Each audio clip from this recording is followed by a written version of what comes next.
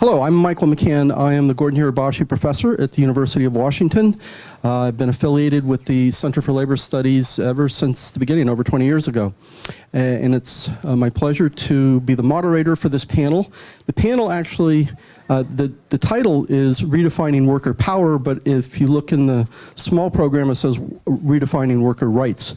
And in some ways, those of course are really connected because rights and power and empowerment are often how we think about strategies for workers. This will not be a panel so much about rights, but it will be about the legal regulatory sort of environment. Rights, in a sense, are of course related to power in the sense that rights are a product of power. Rights just didn't come from nowhere. They're not given to us. They're not inalienable. They are products of struggle. And as A. Philip Randolph, the great African-American labor leader, civil rights activist, said, rights are never given, they are won, and they must be won and re-won over and over again. So that rights are inherently related to organized power. And to give meaning to rights for workers, by workers, requires organizing, and that's what we want to talk about today on this panel. It's relevant that the rights that were granted to workers to organize at the workplace in the framework of the 1930s no longer serves workers very well. That was a particular time, particular structure of workplace, particular political context. And workplaces have changed, the organization of work has changed, workforces have changed, and the overall power dynamics in society have changed.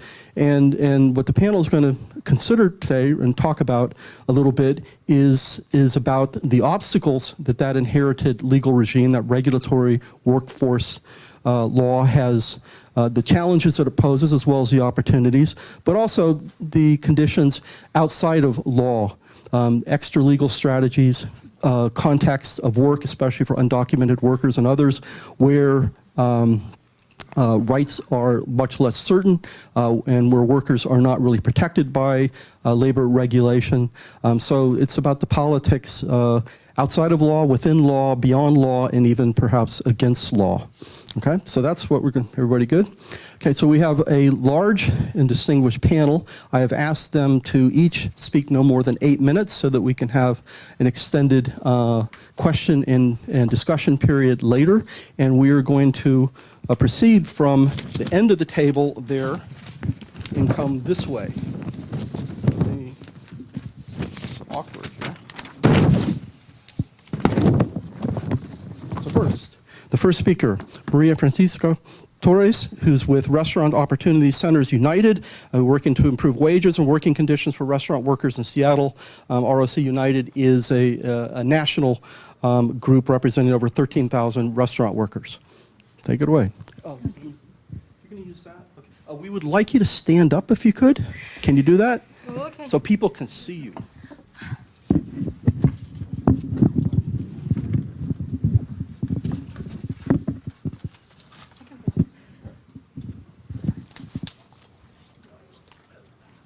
Hi, my name is Maria Francisca. I am the Seattle Restaurant Opportunity Center Coordinator here in Seattle.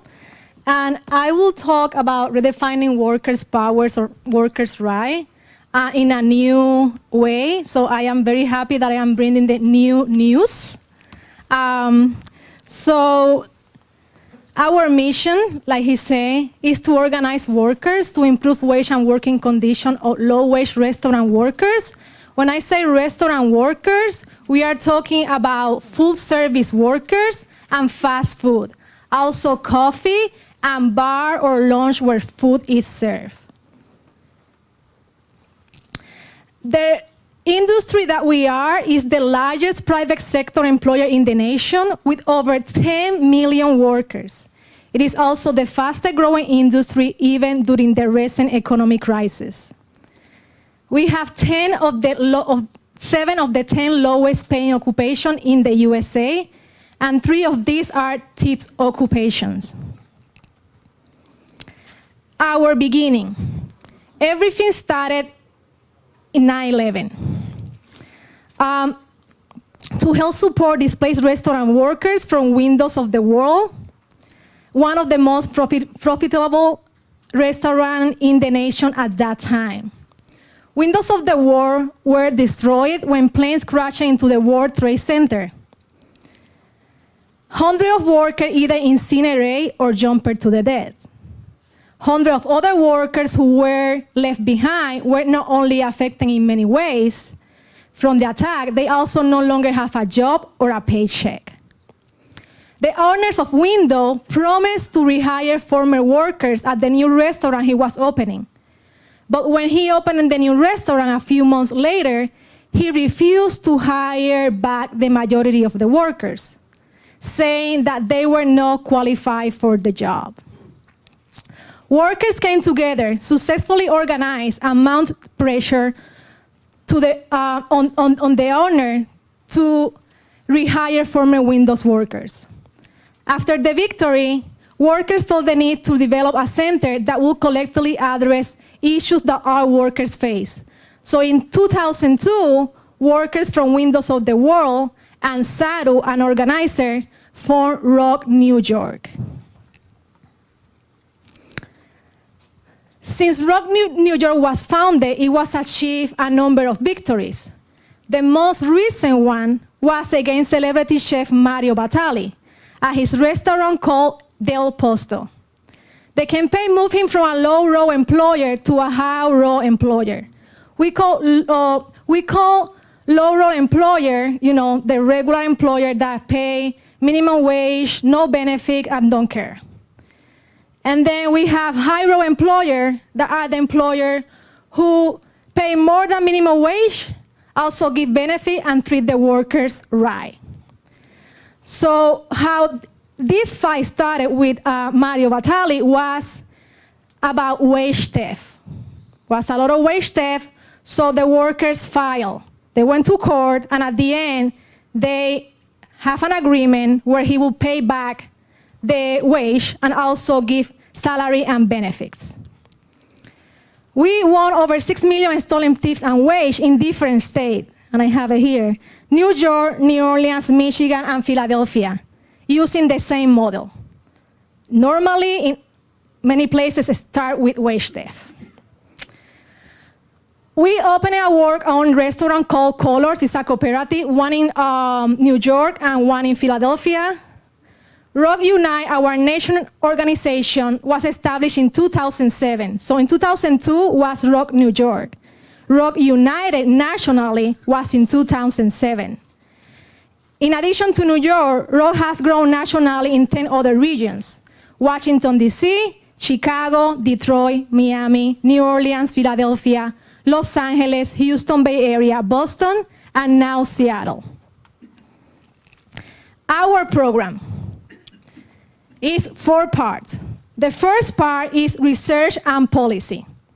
So we conducted 500 surveys. And when I say we, this is a workers' drive organization.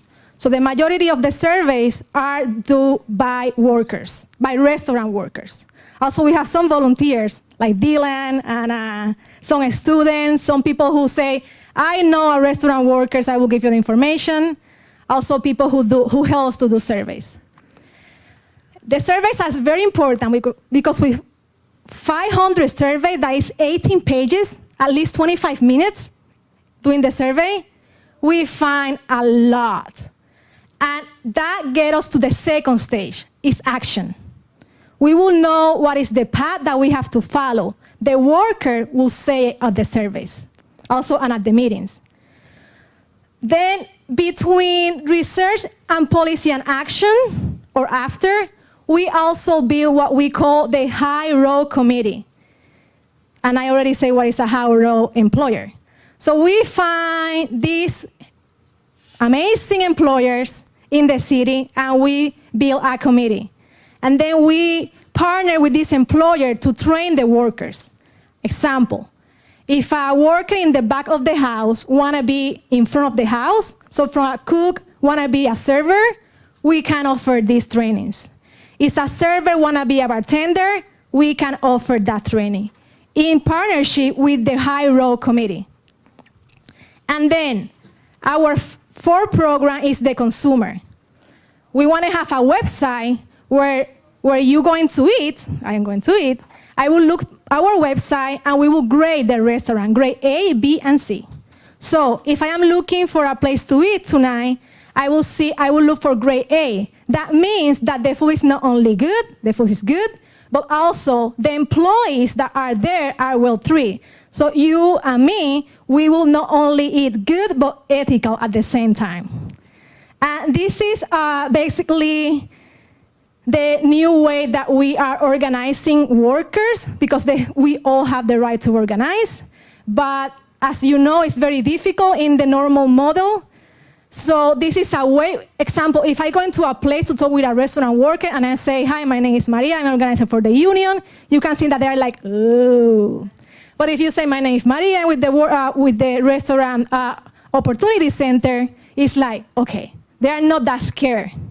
So this is the way that we are doing organizing right now in Seattle. Thank you.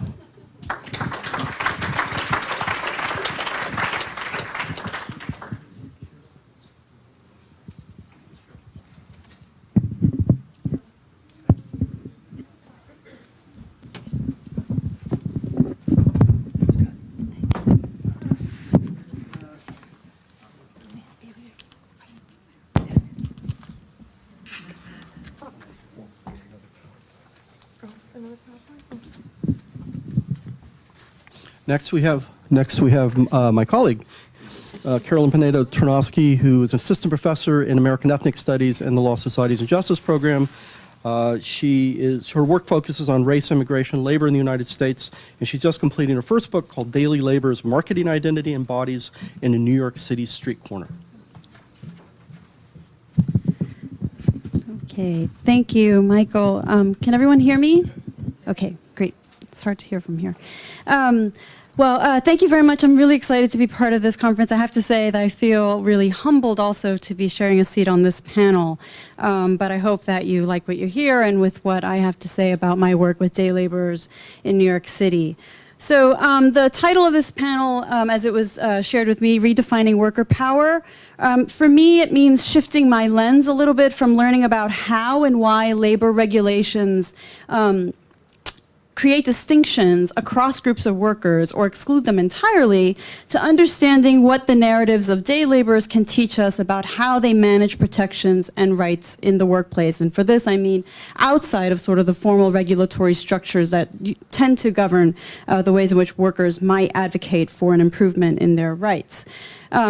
As a sociologist, social scientists tend to argue that we need to have structures, we need to have laws and monitoring institutions in place in order to formally provide those regulations and order, in order to avoid corruption, crime, and any kind of deviance in the workplace. But in their absence, as much as what we're learning today, in their absence, due to their inefficiency, we're fortunate that we do have colleagues, ones that are seated alongside me, but all of you as well, coalitions, worker centers, organizations that are groups in our civil society that provide this kind of scrutiny for us, that provide this kind of support and protection for workers. And for that, I am indeed indebted to their work. But can we find that similar activity and support outside of these settings? Say on street corners in my case? And if so, what does that look like? What does that mean for advocating for workers' rights? I spent close to 3 years in the early 2000s working with a group of day laborers on a set of street corners in Brooklyn, New York. The majority of the day laborers who congregated on this set of street corners were men, the majority of whom were undocumented and were of Latino racial and ethnic origin. Most were from Mexico, but also from Colombia, Panama, and Ecuador. And there was also a smaller group of African American and Puerto Rican US citizen men who also looked for work from these corners too. Now, on the street corner, the men experienced a precarious work life. The most cited violation in the work that I did with day laborers was indeed wage theft, and this seems to be a common thread across a number of the work that all of you have been doing as well.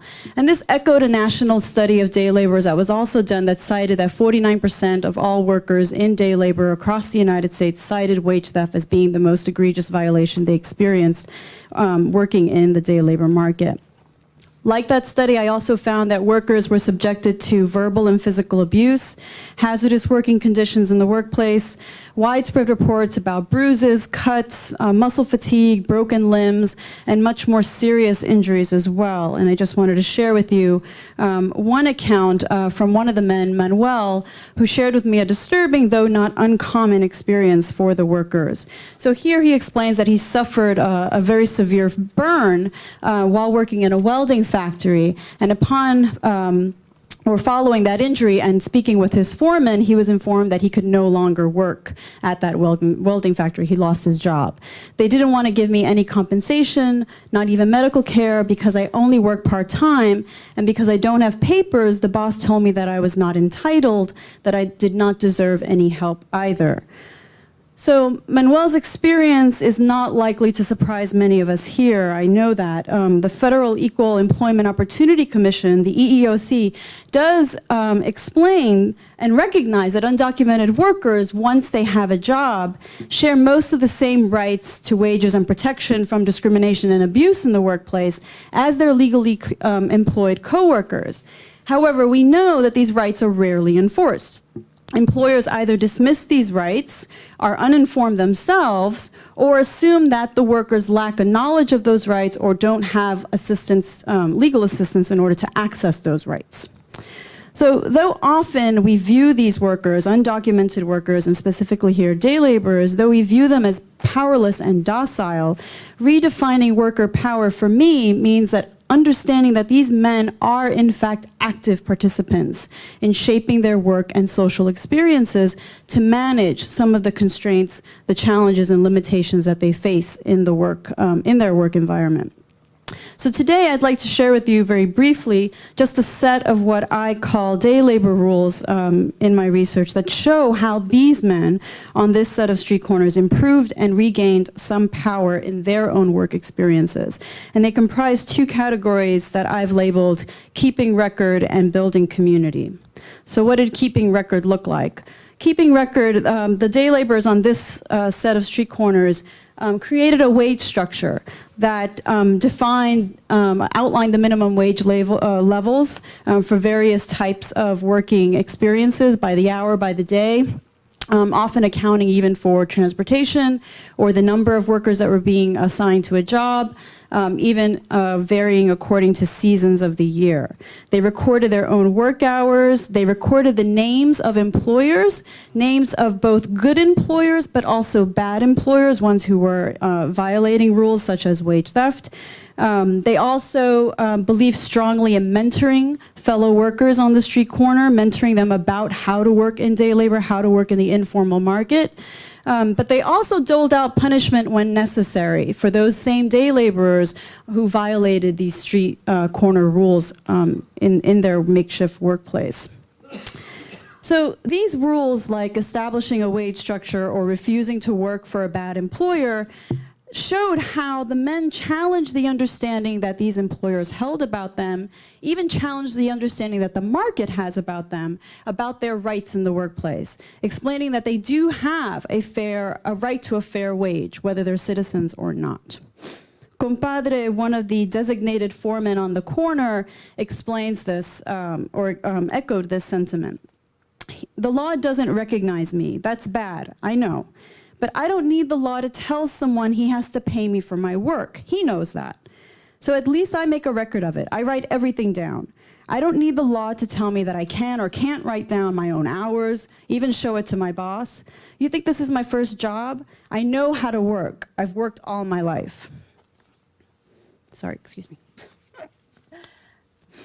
So compadre's sentiment here, echoing much of what other workers shared with me, reminds us that these men are workers who have worked for much of their lives. Basic working conditions, humane working conditions, and protections that they should have, that they should experience in the workplace is a basic knowledge that they share. It's not something that's lost on them. It's not something that they never experienced before.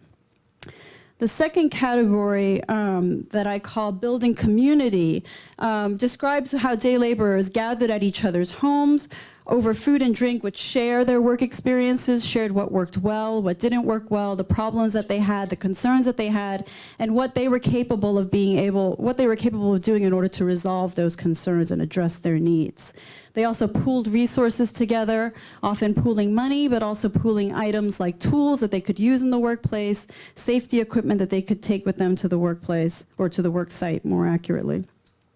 Now, I want to state that not all of the men on the street corner that I was visiting, not all of them participated in this effort. But for those who did, the common thread was length of time in the US, their shared racial ethnic background, their undocumented status, but also their link to the neighborhood.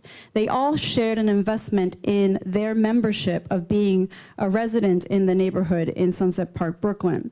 Having memberships in the local church, patronizing local businesses, having children in the local schools helps solidify social arrangements between the workers and other community residents that seemed less work-related and more community-oriented. And this points to the last rule that I have there, good neighbors. Workers encouraged each other to treat each encounter with employers as working with a neighbor. So in arranging the work that was to be done along the travel to the work site, whether in the car or on a subway ride, phrases such as paisano, my friend, mi amigo, were often used between workers and employers, and even in English. Connecting to the neighborhood was seen as a critical exercise, a critical practice in order to possibly break down those barriers.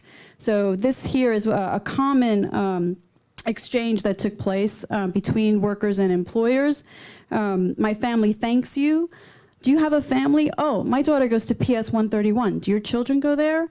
Employing vocabulary like this minimized the stranger factor and invoked a good neighbor policy. We are all neighbors policy. And in their eyes, in the workers' eyes, this would not only potentially secure future work opportunities, but it would also shape the lens through which the employers would view them and possibly minimize opportunities for exploitation. Just what I wanted to share with you here was just the idea that learning about the workplace that the men constructed for themselves, I think compels us to consider that these workers, they are indeed vulnerable, they're exploited, they experience little mobility in the workplace, but they're not so by nature. Their practices, the decisions that they make, the choices that they designed here to craft and design their own makeshift office really teaches us, I think, an important lesson about how they know and that they can make a difference. Thank you.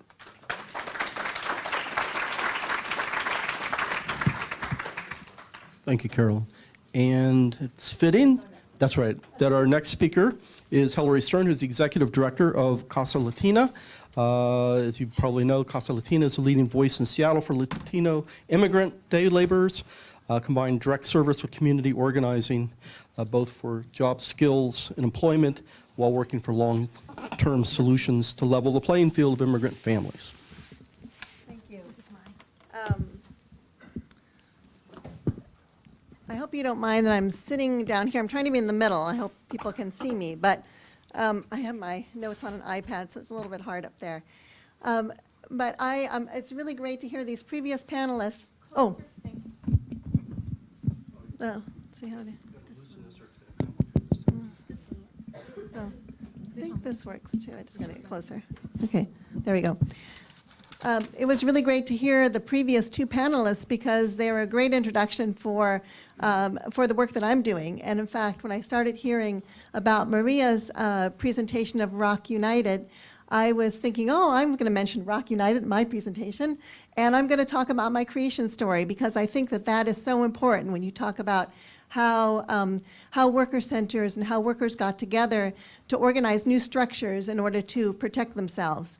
And then I just today met Carolyn, and although I know that you've been to Casa Latina before, and so I was really excited to hear her talk about one of our sister organizations in New York, the Worker Justice Project, which is also a member of the National Day Labor Organizing Network.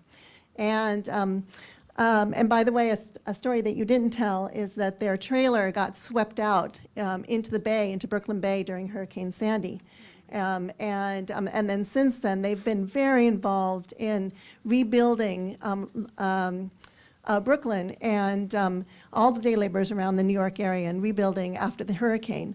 And they've been doing tons of volunteer work, and this for the same purpose of trying to build this feeling of neighbor and being a neighbor and goodwill, because they're very, very much aware of how others see them and how others see them as a stranger, as a threat, as somebody who is somebody that they don't want to, that they're afraid to contract with. And so, and also, of course, since the immigration debate, also as a criminal and an alien.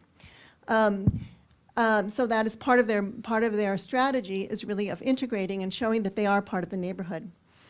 Casa Latina is one of the oldest worker centers. We started in 1994, and we grew out of the popular education movements in Central America in the 1980s, with the belief that poor people, given the time and the space to reflect with others and access to information, can organize to solve the problems that affect them. And so I personally was shaped by that movement. I was in Nicaragua during the 80s, and I came back to Seattle, where I'm from. And in the early 90s, I saw this mass migration of mainly Mexicans coming up from Mexico because of a combination of the Mexican economy collapsing and Seattle having a huge boom, economic boom.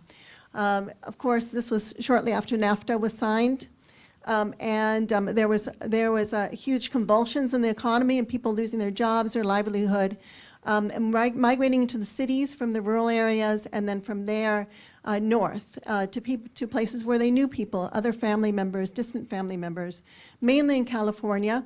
But when they got there, they found that they could not make a living, because at that time, Los Angeles and the California area was, Southern California and even Northern California was really saturated with same population with the same skills, and they couldn't find enough work, so they continued up north. Jumping trains, that was a very common way to get to Seattle, was going on jumping on a freight train. And when they got here, they came looking for work, and primarily in the fishing industry, because it turns out that the fishing companies did recruit in Southern California. And when they were looking for work here in Seattle, of course, the fishing companies were not waiting for them at the train station saying, here's a job, here's, we're going to hire you, ship you off to Alaska.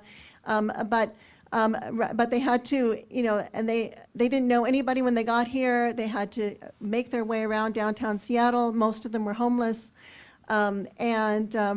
But and the downtown Seattle homeless shelters didn't really know what to do with them, because nobody there spoke Spanish.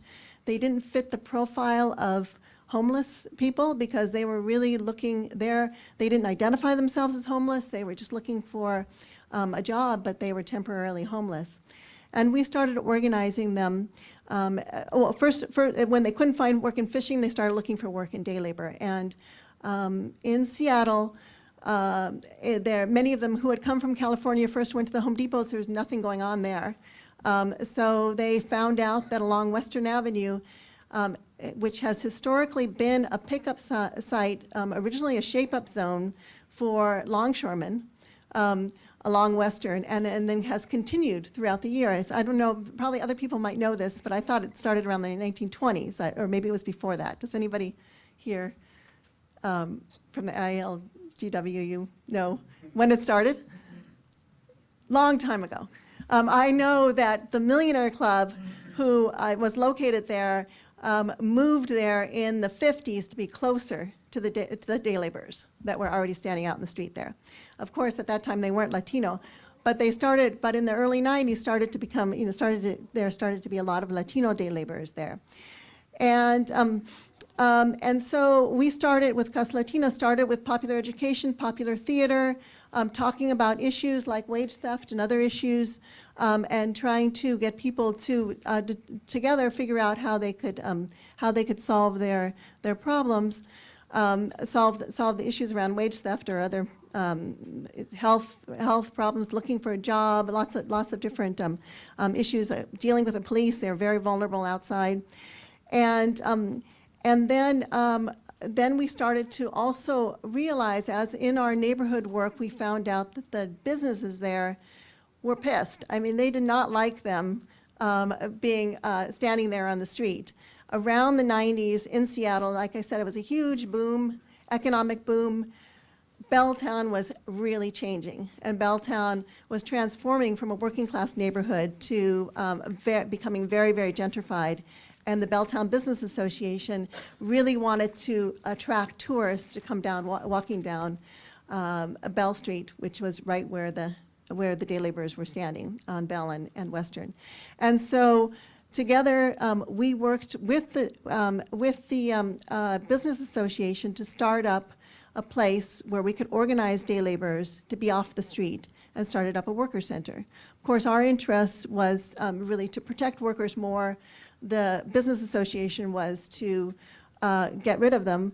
But the interests in some ways converged, and we got their support to help us start up a worker center on Western Avenue in a parking lot, and where we stayed temporarily for 11 years until we could finally find our, finally got the capacity to actually build a building. And now we have a 3-building campus up on 17th and Jackson, where we have a hiring hall.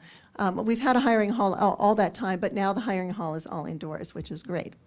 And so I wanted to talk about some of the achievements that we've achieved since then. When the workers first started out, they organized together collectively to decide what their wages were. And at the very beginning, when we started organizing in 1999, they set the minimum at $9 an hour, their minimum wage. Their minimum has been in 2007, they raised it from, first they raised 9, then 10, and then 2007 raised it to 12. And that's when the recession started. 2008, they kind of maintained it at 12 for a very long time until last year. One thing that actually did happen to us and all the worker centers around the country is we were devastated by the recession. We lost most of our work. In 1 year, the number of jobs went down from almost 10,000 jobs to 4,000 jobs in 1 year. So it was huge, and so of course they couldn't raise their rates then, but finally things started to pick up, and last year they raised their minimum from $12 to $15 an hour. And to tell you the truth, if that had been my decision, and this is the difference between organizing as a person who's not affected by the issues, I would not have said that. I would say, yeah, that's way too much. That's too high of a raise that you're going to lose too many employers. But I figured, and I actually thought that, and our board members thought that, but we also realized that it was their risk and their decision to make. And so when they did make the decision, they happily actually continued, the number of jobs continued to increase, and since that time, the numbers of jobs has gone up by 16%. Since then. So I think finally this year we're going to get back up to pre-recession levels of numbers of jobs. And the other thing that they've been able to do is to increase their health and safety. One of the things that was mentioned in the previous presentation is how vulnerable workers are to being hurt on the job. And there was a UW study of day laborers in the Seattle area that found that day laborers were 5 times as likely to get injured on the job as the regular worker, American worker. And so I thought, of course, they're working in construction, but they're 5 times as likely as a construction worker, 6 times as likely as an American worker. And so we've been doing a lot of health and safety training, both for the workers at Casa Latina, and we go out to 14 different corners too around the area.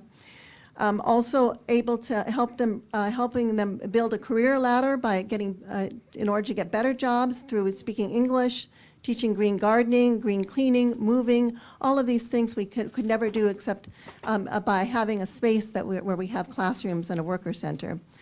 And most importantly, probably, is having a voice at work, of course, feeling that their work is dignified, having also a voice in the community. They're at many tables in the Seattle area, being able to contribute with the civic conversation. giving each other social support. They've actually created among themselves an insurance fund for emergencies, collected $10,000, which they pay into at $2 a month. And then they have rules for how you get this money, because most of them are not eligible. They have no health insurance, no sick pay, no types of insurance. And so and also if they get deported, they completely lose everything. So they have a certain amount you can get if you are deported, a certain amount you can get if a family member dies, a certain amount you can get if you have a long-term illness. And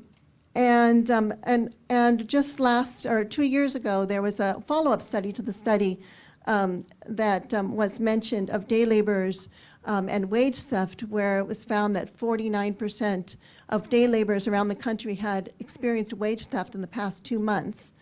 In the Seattle area, using the same methodology, the same professor found that there were now 36% of day laborers on the corners, not at Casa Latina, but on the corners, in 4 different corners in the Seattle area, Home Depots. 36% had experienced wage theft in the past 2 months, and which is still very bad, but at least it's better than the national average. But only 7% in Casa Latina, which is still bad, but much better than the 36%. So you can see the big difference between being organized in a worker center and on the corner. And in addition, the wages were 20% for the lowest paid work was 20% higher at Casa Latina than on the corners. That study was done before they had raised their wages to $15 an hour too. That was when it was still $12 an hour. So my time is up. Thank you.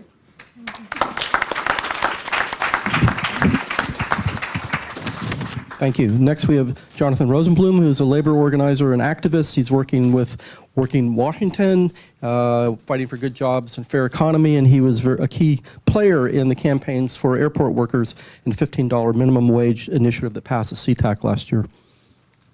Oh, you can take that. Sure. Thanks, Mike. Just tell me when I have a minute left, and then Maria will bring out the hook. Well, I just learned something new, actually, sisters and brothers. I just learned, actually, that the fight for $15 an hour didn't start in New York or in SeaTac. It started at Casa Latina, right? Or other worker settings, too. This panel is about redefining worker power, and I think that you think about the stories we heard about Compadre, for instance, on a street corner in New York. If the word union was not part of our vocabulary, workers in this society and around the world, in fact, would figure out how to form cells for their own self-defense and to build power, right? And there are some things that are not different in the new economy, is that worker power still is about the ability of workers and allies to come together and to project their power, not just in the political arena, but in the economic arena. There are no shortcuts to worker power. There's no AstroTurf that's going to work. It is about workers and community people coming together and figuring out what their power is, how to exercise it, and then acting upon it. In the CTAC campaign, which I was the campaign director of for Working Washington, we learned a lot about worker power, and we learned that in order to win for workers in and around the airport, we really did have to redefine what worker power was. You couldn't look at it simply in terms of, let's organize these baggage handlers or let's organize these cabin cleaners. We realized pretty early on that we had to organize workers as community members and the community as part of the workforce itself. We had to erase the distinctions that many of us in the labor movement have trained ourselves on for years and years, which is that there's workers and then we bring in the community to support the workers. We had to break down those barriers within our minds and also in the reality of the campaign. The campaign in CTAC began with my union, Service Employees International Union, launching what was called the Fight for a Fair Economy 3 years ago, where we said we're going to go out and knock on the doors of thousands and thousands of low-income working people, and we're going to ask them what's important to you. And I know there's some people here in the room who did those door knocks too. And what we found when we went to South King County and talked to people, they said, well, I have a job actually. Actually, I have 3 jobs, and I'm still making poverty wages. I work at the airport. And we began to look at the airport as its own economy within our larger economy. Its job was to move 33 million people to and from various places every year, and it did a pretty efficient job of that. The companies working within this factory were doing quite well, making record profits even during the recession. And yet the people who are responsible for helping that factory run were making poverty wages. And so as we began to organize these workers, we realized this wasn't just about individual groups of workers, but it was about lifting up an entire community if we were going to lift up any one component. One of the things when we began to talk to workers was we realized we needed a little bit more cultural competence in this arena, and we needed to figure out how to reach out to different communities. We hired a lot of staff who came from the communities. The single largest group of workers at the airport are Somalis, about 1/5 of the workforce. We found that in reaching out to workers, we could not rely upon the traditional union organizing methods. You go see people before and after the shift, you find them at work, you go door knock them on their houses, right, in their apartment buildings. The place where workers came to trust conversations about organizing was in the mosque. And so we realized that we really had to build a relationship with community organizations, the organizations that workers went to for their own protection and self-defense, that they defined as, this is how I come together. We had to be there and we had to join these organizations and say, this is not a transactional relationship. This is not the union coming to you saying, help us out here.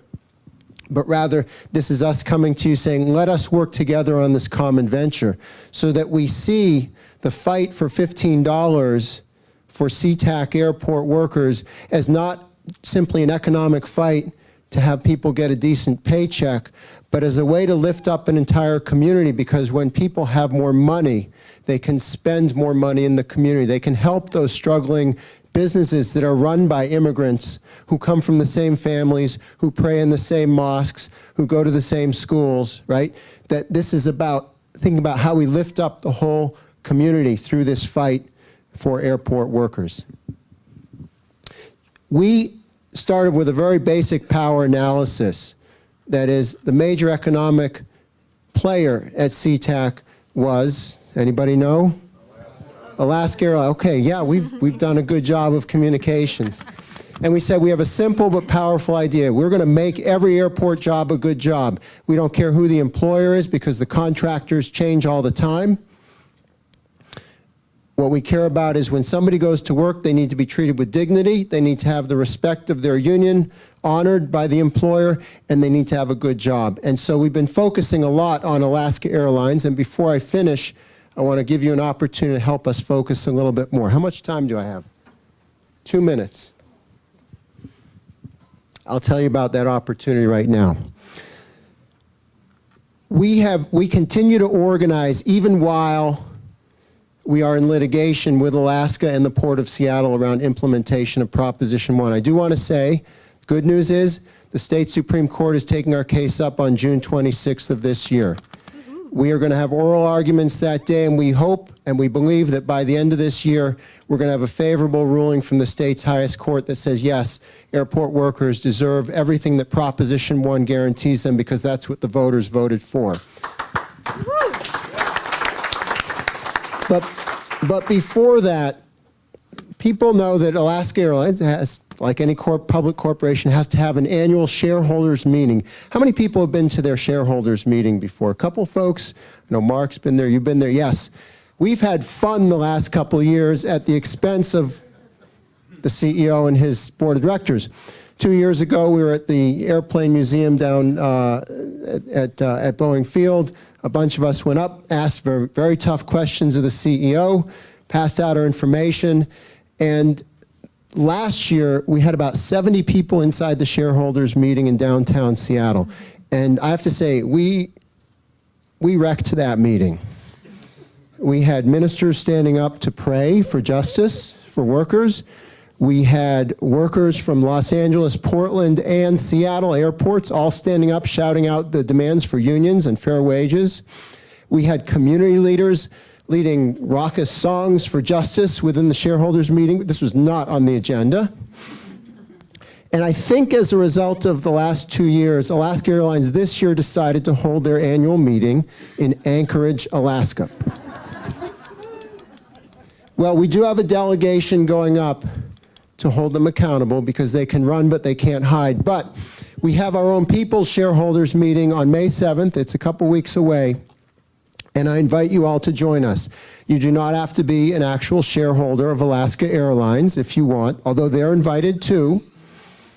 We are going to come together in a church just north of the airport, and we're going to talk about what's important to us as shareholders, stakeholders in our community that is dominated by Alaska Airlines in and around the airports. There will be workers and community allies from Los Angeles, Portland, and Seattle coming together. We're going to pass our own resolutions and give them to the delegation that is going to Anchorage. And we're going to have the world premiere showing of a new film called Grounded. How many people have heard of the new film Grounded? You're going to hear about it very soon because it's going to be on all over the internet. This year at the Seattle International Film Festival, Alaska Airlines announced they were sponsoring a contest. You had to make a 2-minute film that had to do about travel. It's called Explore, Dream, Discover. It has to be along those themes. And it has to include branding of Alaska Airlines inside the film. And we thought, and the workers' community allies thought, what a great idea. We are going to make our own film. And so Grounded is a short film that talks about where workers and community allies talk about how Alaska Airlines has grounded our dreams. I invite you to join us on May 7th. We've got some flyers here, if you could pass them around. And I think what I'd like to just conclude by saying is that to us, examples of what we're doing on May 7th is really about what we see as the future of what we have to be as a labor movement. When people walk in the door on May 7th, we don't ask, are you a union member or are you a community ally? We are all in this together. We are all stakeholders, and we have to look at our work ahead in that light. Thank you.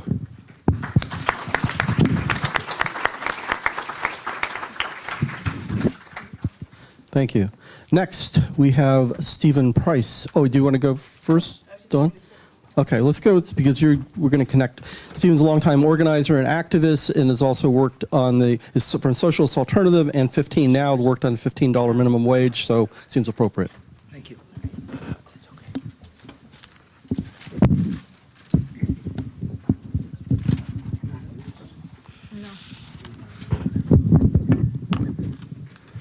Testing. Can I put this here? Okay.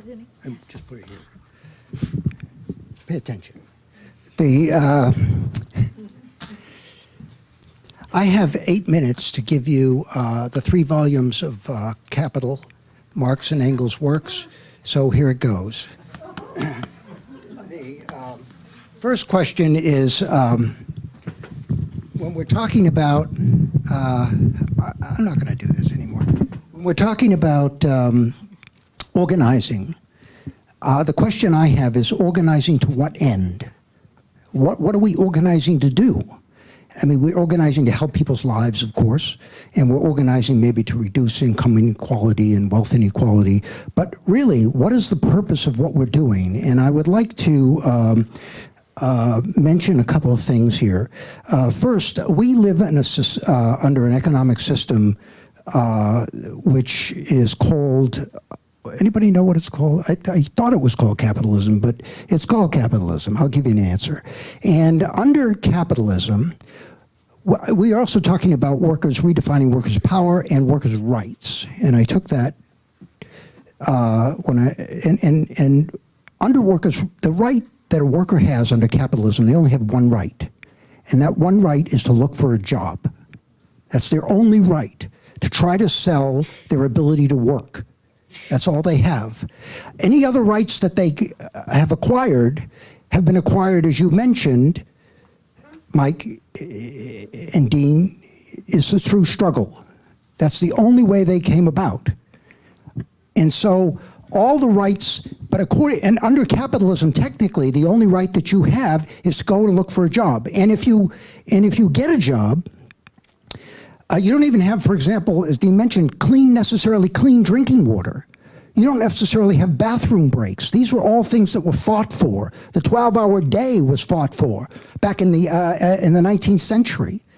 The 12-hour day was fought for, and yet today we have 40-hour work weeks where people can't make enough money to live on 40 hours, so they have to work 80 hours. They have to work more than 12 hours. They have more than 12-hour days. That was something that was won back in the 19th century, and they don't have that right. They've lost that right since.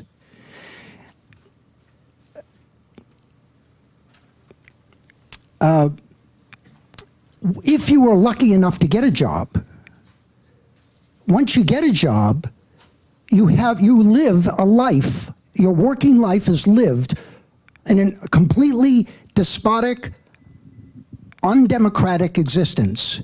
You cannot go to your boss, your owner of your company, and say, hey, today you work, I'm staying home. You can't do that. You can't say, I'm taking a 5-hour lunch today, a power lunch. I know I sweep the floors, but I'm taking a power lunch today. You can't do that.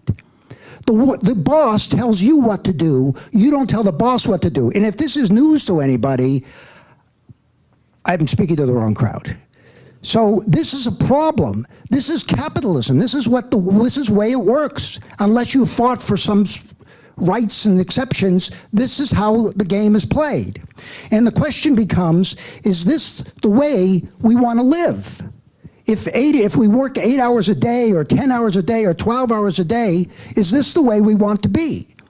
We can have less income inequality and less wealth inequality, but it was still going to be slaves. We're going to be wage slaves. I hate to use that charged term, but that's what it is. We're wage slaves. We don't have any rights when we go to the workplace unless we have won them somehow.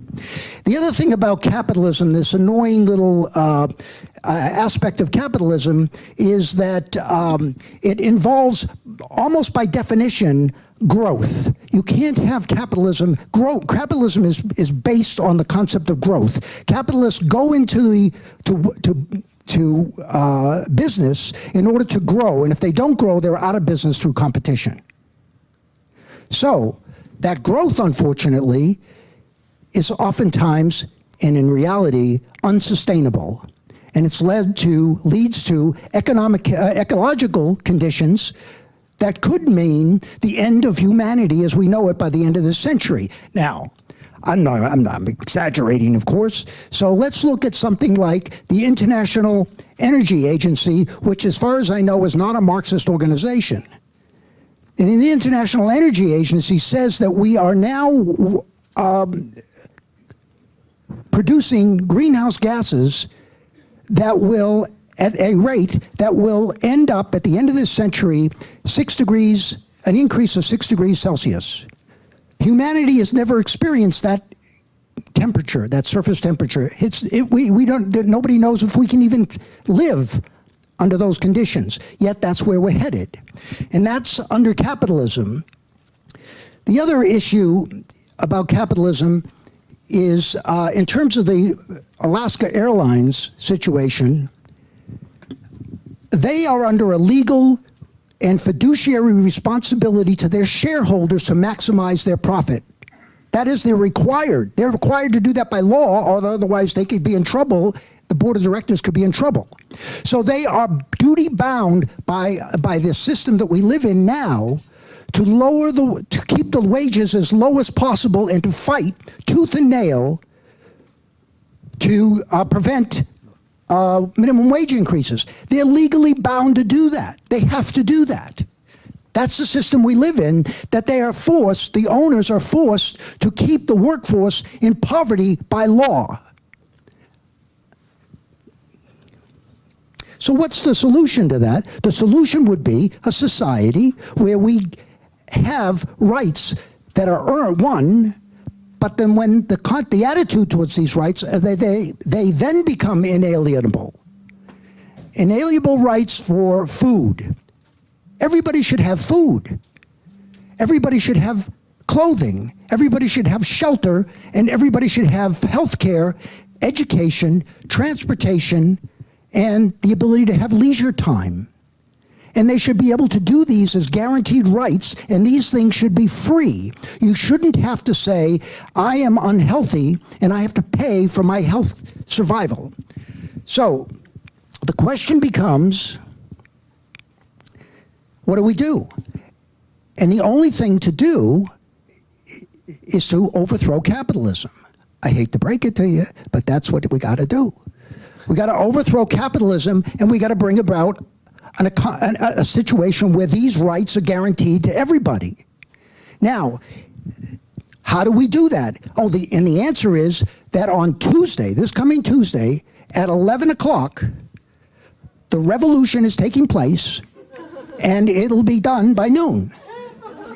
So, don't worry, just hang in there until Tuesday. So what is the other option besides the Tuesday approach? The other option is we have to use tactics and strategies to get there. You can't just have a revolution.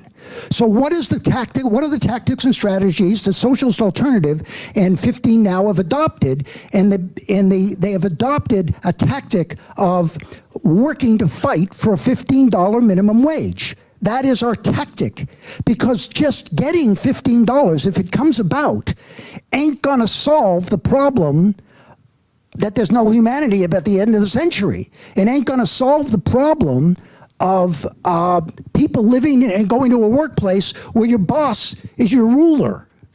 And that isn't going to happen. So we have to work step by step to get there.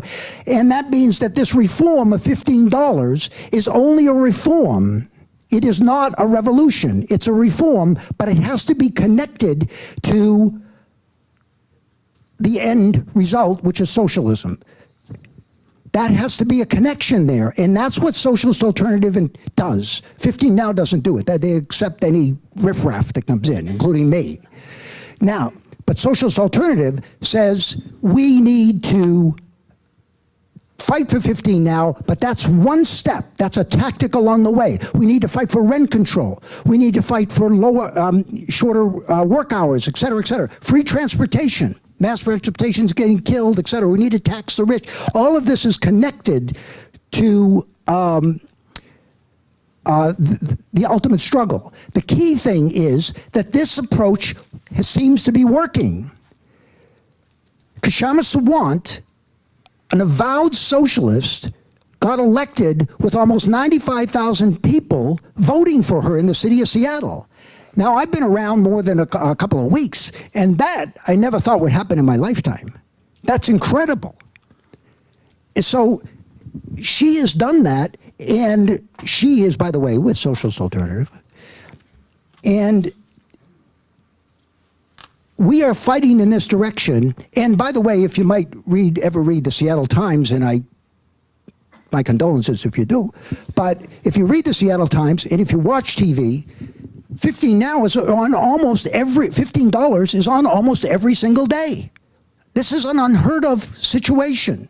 So what we want to do is we're pursuing this by tomorrow. If you haven't gotten one of these, please, we cannot do this alone, because the big business is coming in, the Koch brothers are coming in with $30 million, and they are going to try to trash us. And the only way to do it is for the people in this room to come to the meeting tomorrow. It's a conference. There'll be 400 or 500 people there at least.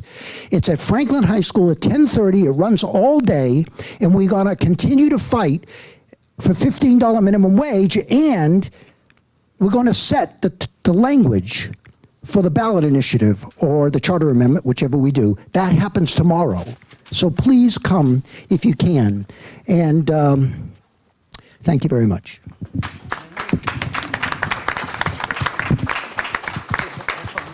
Thank you. finally, but certainly not least, Don Gearhart, who is with Teamsters Local 117, advocating for taxi drivers.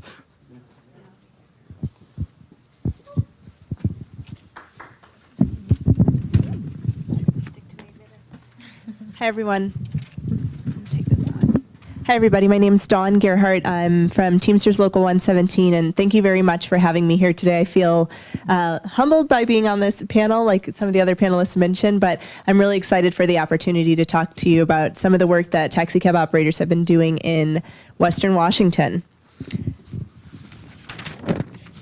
So I'll talk a little bit about who we represent and why. So there's about 3,000 drivers. They're called for-hire drivers. They're licensees who can drive taxi cabs, Uber, Lyft. They can drive flat rate vehicles. And more recently, a lot of them are driving Priuses. They're all considered independent contractors, which means not only do they not have the ability to organize because they're their own employers, that means they also have none of the rights that traditional employees have. They have no vacation days, they have no sick days, they're never going to get a raise. Their wages, working conditions, and hours are largely set by our local municipalities. So they're regulated by the Port, the City of Seattle, King County, and the State of Washington, all separately. Up to the level where they tell them how their beard should be groomed, how long their shorts should be, how many hours a day that they can work. And this is all at the same time as not being employees. The only exception of a benefit that they did have was L&I. If a taxi cab operator would go to L&I after being in an accident and make a claim, the dispatch company would sign off on that as the employer, and the state would pay their L&I claim.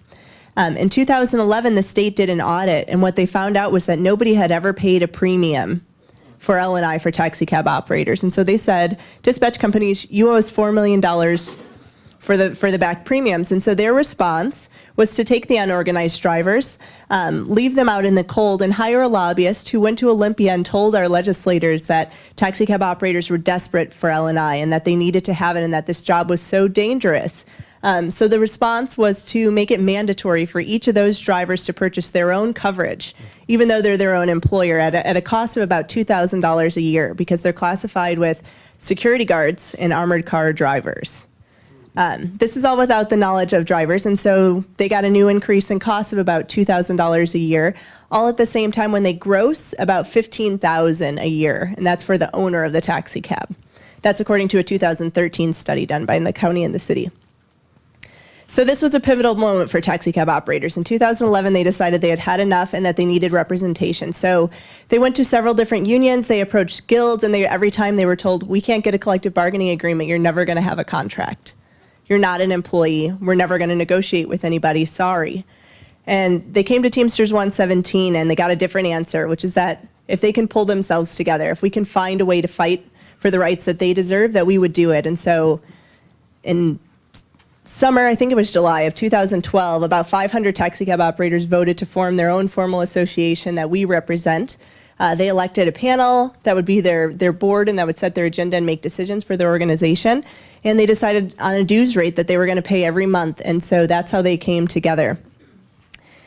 One of their first fights was with the City of Seattle regarding some fee increases that traditionally just happen. Every year the fees go up. Every year there's nobody to talk to about it. Every year they go to management in the city who tells them there's nothing we can do. And this is at the same time when a normal taxi license hasn't been released in the past 24 years. Can I see a show of hands if you've had a hard time getting a taxi in Seattle ever? Anybody? Okay, I'm seeing a lot of hands, and that's the reason why. It's because there hasn't been a license released in 24 years, and when drivers would go and say, what can we do about this? Can I get a license? They were told by city employees, if it's up to me, I'll never give another license to a Muhammad or a Singh.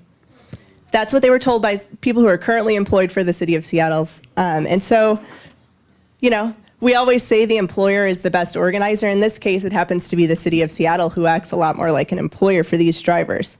So they came together with community-based organizations, their religious organizations, and by April of that year, they were leading a march of 900 workers from the airport in support of fair working conditions and rights. Sorry. They were also able to convince the City of Seattle to, for the first time in its history, have a special committee on taxis, limousines, and what they call for-hire vehicles. This committee met 18 times over 16 months to draft an ordinance, which, among other things, would issue 200 new taxi cab licenses for the first time in 24 years. Those are full-time jobs. Those are jobs for workers who don't have them now. Instead, this ordinance is being overturned by some of the new competitors that you might have seen. They're competing with these new entrants who are fully unregulated, and these are the app-based dispatch companies like Lyft and Uber. You might have seen a couple pink mustaches. Those are taxi cabs that are dispatched over the phone, and those workers were underrepresented, were not represented at all in those 18 hearings that the city had. Instead, what we heard was from the company that's worth $4 billion and has about $250 million of that coming from our very own Jeff Bezos. His plan is to use those workers to go out and deliver products for Amazon, and so that they can undercut the unionized workforce who drives for UPS and currently delivers for them. So keep an eye out for that. So the drivers for all these companies are looking around and wondering what's going on with the regulatory system and if there are ways that they can modify it. And so 2 Sundays ago, about 250 drivers for the company Uber came together. 60 of them collected $50 each so that they could rent out the Yesler Community Center, and they would have a forum to get their message out to the public. They've talked about what it's like to work there and how they deal with some of the issues they have. Some of the issues are when you get into a car, you're allowed to rate the driver. It's a 5-star system, but what passengers don't know is that if you get a 4.6 out of 5, you're fired. You just lost your job. And so they pick up people who are under the influence, who have chosen not to drink and drive, and they may get a bad review for that, but they also lose their job for that, a job that they cannot get unless they first purchase a vehicle in order to apply. So those drivers are also voting to form a formal association, and that should be finished and formalized and have bylaws ratified by the end of next month.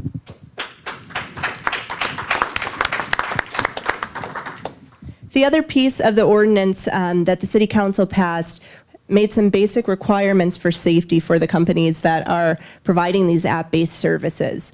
They required them to have insurance, they required them to have licenses.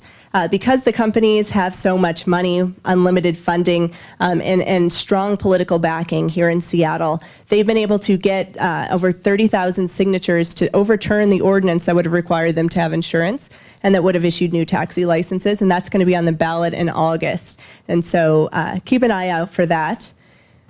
In the meantime, we're still looking at ways to try to break the mold of the traditional organizing framework. The paradigm that's been set up now has to shift. Traditional organizing models are outdated, stagnant, and difficult for us to find a way to get workers the rights that they deserve. Oftentimes, we spend hundreds of hours and hundreds of thousands of dollars in resources try to organize a workplace so workers can and bargain a contract, only to never get to that contract. And in this case, these drivers know they're not going to have a contract, but they were willing to take a risk to try to make a change, and they've done it. And so they're really paving the way for the other drivers and other independent contractors who are in the state of Washington that don't have representation, that don't have fair working conditions, but are really looking for a way into the future to be represented. And so I think this model so far has served as an example. We have another Teamsters local in Washington, D.C., which is now representing about 1,500 taxi cab operators there. We've gotten calls from Houston, Las Vegas, Los Angeles, San Francisco, and Chicago from taxi and Uber and Lyft drivers who are saying they're experiencing some of the same issues. Just on Tuesday of this week, drivers for UberX were notified that because the company is doing so well, instead of the traditional 5% commission that the company takes, they're actually going to up that to 20%. So all of those drivers, as of Wednesday, are now receiving a 15% pay decrease, all at the same time while the company is posting record profits and just closed another round of fundraising to the tune of about $300 million. So they're organizing, but this is an example that can be followed for workers that aren't drivers. There are lots of workers all around the city of Seattle and in Washington state that do work every day for really profitable, huge corporations with big investors who don't have rights, who don't have a voice, but they can. And really my call to action for you, we're not having a meeting tomorrow, so you can go to the 15 Now event, but my call to action for all of you would be to try to look at a new perspective, to try to look at a new way to organize and try to be open to that so that next time a group of taxi cab or Uber drivers comes to the door of one of our local unions, that they're told, yes, we can do this. we can find a way to do it because it's the way we have to get rights for workers. Thanks.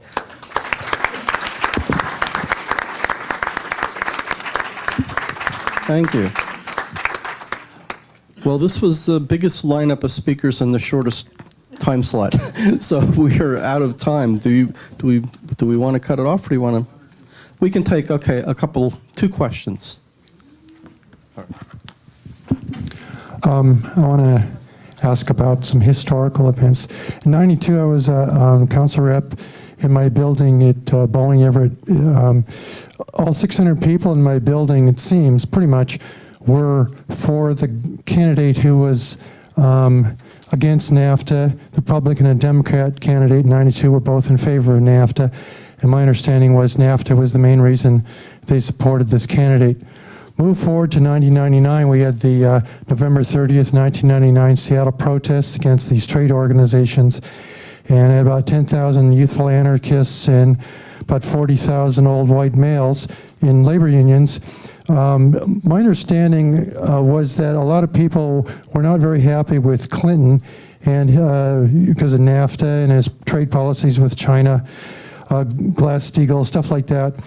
And then again, in 2011, we had the Occupy, where the young people seemed to be, it was almost all young people, were quite upset about having an advanced college degree and no job. I wondered, I recognize one guy here who always seems to be in the streets, so I wondered, Jonathan, if you could deal with that, WTO and these other events. Thank you. Do you want to give? Why don't you give a quick response? Well, impossible to answer everything, but let me just say on WTO is a good example of where we had to figure out, those of us who were in the labor movement and people who were not formal members of unions, how to work together. And some of us didn't have a lot of prior experience. And it's easy to categorize people as, well, labor and anarchists and so on. But the very act of struggling through that week and figuring out how do we get to consensus, or if we don't have consensus, how do we at least work in alignment, was an important growth opportunity. I think it's one of the reasons why we've been successful in the years following in figuring out how to build and sustain coalitions in the Seattle area. So the struggle itself is a learning opportunity for all of us, and it certainly was that week. Wait, one quick question. Is there any at the airlines, any airlines that aren't fighting this legally?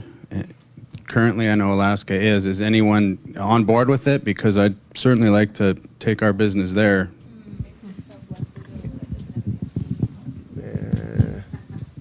No. No flying.